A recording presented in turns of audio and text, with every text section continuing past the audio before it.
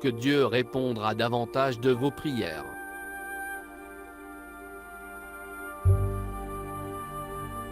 En 56 de notre ère, le célèbre Saul de Tarse, alias l'apôtre Paul, a proclamé hardiment à des disciples grecs de Jésus: pour toutes les promesses de Dieu, c'est en lui que se trouve le oui, et c'est aussi par lui que nous disons Amen à Dieu, pour sa gloire.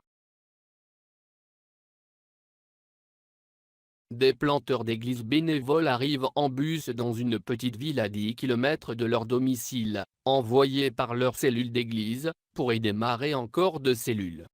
Ils descendent les marches, leurs bibles et tracts cachés dans des sacs d'épaule. Comme le véhicule s'empare en rugissant dans un nuage de fumée de diesel, ils s'imposent les mains sur les épaules et ils prient ensemble. Seigneur Jésus, nous croyons que le Père a choisi des gens dans cet endroit, pour qui tu es mort, et que l'Esprit tire à toi. Veuille nous conduire à eux, ouvrir leur maison pour nous recevoir, soigner leurs maladies et leur accorder la repentance qui mène à la vie. Nous sommes d'accord, en ce moment, que tu implantes de nouvelles cellules, dans cette ville, cette semaine. Amen. Amen.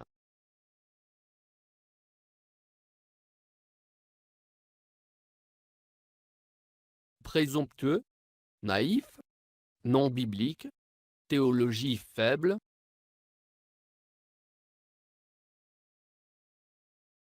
Jésus lui-même a affirmé: je vous dis encore que si deux d'entre vous s'accordent sur la terre pour demander quoi que ce soit, cela leur sera accordé par mon Père céleste. En effet, là où deux ou trois sont rassemblés en mon nom, je suis au milieu d'eux.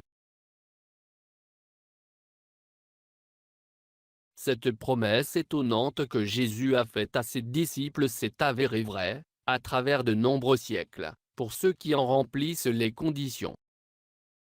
1. Venir ensemble dans le nom de Jésus. 2. Se mettre d'accord sur ce que l'on va demander. 3. Demander au Père de le faire. Si vous voulez voir plus de la puissance de Dieu se manifester dans votre travail pour Jésus, alors mettez-vous d'accord avec quelques autres, dans la prière, à propos de ce que vous croyez que Dieu veut faire. Une grande partie de l'impuissance, et de l'activité stérile des chrétiens occidentaux, peut être attribuée à deux causes. 1. L'individualisme extrême. Les chrétiens occidentaux essaient trop souvent de vivre et de travailler indépendamment des autres. Ils estiment que les idées des autres sont trop pieuses, banales ou manipulateurs, de sorte qu'ils ne veulent en convenir. Même les équipes de missionnaires venus de l'Ouest peuvent tellement se donner au conflit, à la concurrence ou à la jalousie, qu'ils ne peuvent se ternir d'accord. Si vous vous mordez et vous dévorez les uns les autres, attention, vous finirez par vous détruire les uns les autres. 2. Le rationalisme excessif. Pour les chrétiens occidentaux, il ne semble pas raisonnable que le Tout-Puissant s'oblige d'agir selon les souhaits d'un petit nombre d'êtres humains sujets à l'erreur. En outre, leur doctrine abstraite de théologie sur les décrets divins leur fait déduire que Dieu fait toujours comme il se plaît, indépendamment de ce que les humains peuvent demander ou penser. Peut-être que vous êtes un membre d'une cellule ou d'une équipe du ministère qui vise à démarrer de nouvelles cellules, dans une région qui résiste à l'Évangile.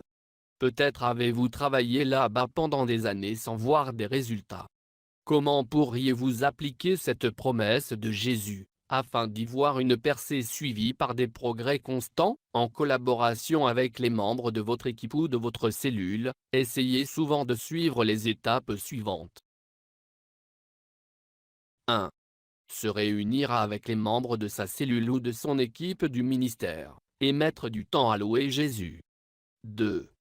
Identifier des besoins spécifiques qui nécessitent une intervention de Dieu, même si cela semble impossible. 3. Se mettre d'accord verbalement sur les résultats que vous croyez que Dieu veut accomplir. 4. Que chacun formule à haute voix des requêtes spécifiques, s'adressant au Père qui est dans le ciel. 5. Que chacun prononce son Amen, tout autour.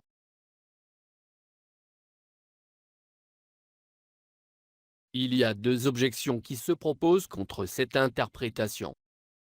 1. S'assembler au nom de Jésus implique toute une église, n'est-ce pas?